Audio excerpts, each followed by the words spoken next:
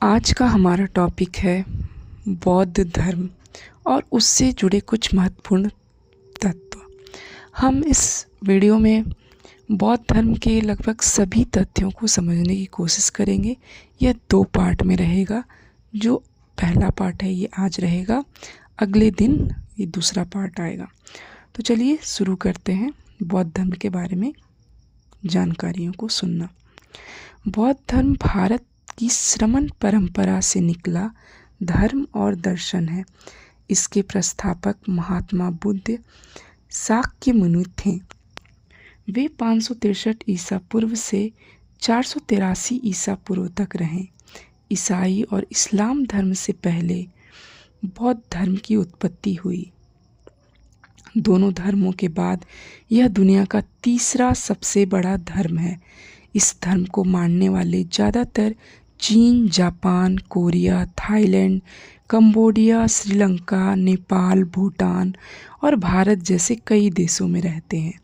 बौद्ध धर्म के संस्थापक गौतम बुद्ध थे। इन्हें एशिया का ज्योति पुंज भी कहा जाता है। बुद्ध का जन्म 563 ईस्वी के पूर्व के शाक्य गणराज्य की तत्कालीन राजधानी कपिलवस्तु के निकट लुम्बिनी, नेपाल में हुआ था। इनके पिता सुद्धोधन शाक्य गण के मुखिया थे। सिद्धार्थ के जन्म के 7 दिन बाद ही उनकी मां माया देवी का देहांत हो गया था। सिद्धार्थ की सौतेली मां प्रजापति गौतमी ने उनको पाला, जो कि उनकी मौसी भी थी। इनके बचपन का नाम सिद्धार्थ था।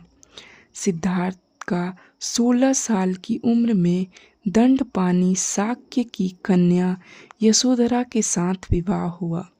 इनके पुत्र का नाम राहुल था। सिद्धार्थ जब कपिलवस्तु की सैर के लिए निकले तो 4 दृश्यों ने उन्हें बहुत ही विस्मित कर दिया। एक बूढ़ा व्यक्ति, एक बीमार व्यक्ति और एक शव एंड एक सन्यासी। सांसारिक समस्याओं से दुखी होकर सिद्धार्थ ने 29 साल की आयु में घर छोड़ दिया, जिसे बौद्ध धर्म में महाभिनिष्क्रमण कहा जाता है। गृह त्याग के बाद बुद्ध ने वैशाली के अलार कलाम से सांख्य दर्शन की शिक्षा ग्रहण की। अलार कलाम सिद्धार्थ के प्रथम गुरु थे।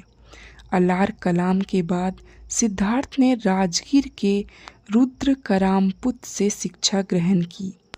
उरुवेला में सिद्धार्थ को कौंडिन्य, बप्पा, भादिया, महानामा और असागी नाम के 5 साधक मिले।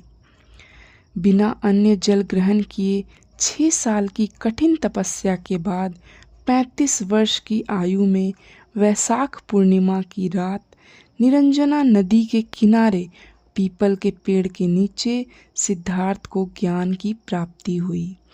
ज्ञान प्राप्ति के बाद सिद्धार्थ बुद्ध के नाम से जाने जाने लगे। जिस जगह उन्हें ज्ञान प्राप्त हुआ उसे बोध गया के नाम से जाना जाता है।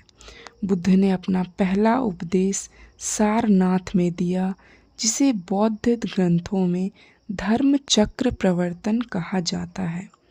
बुद्ध ने अपने उपदेश कौशल, कौशाम्बी और वैशाली राज्य में पाली भाषा में दिए।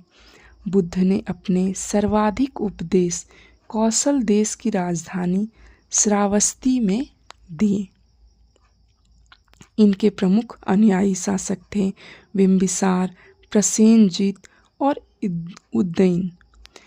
बुद्ध की मृत्यु 80 साल की उम्र में कुशीनारा में चुंद द्वारा अर्पित भोजन करने के बाद हो गई, जिसे बौद्ध धर्म में महापरिनिर्वाण कहा गया।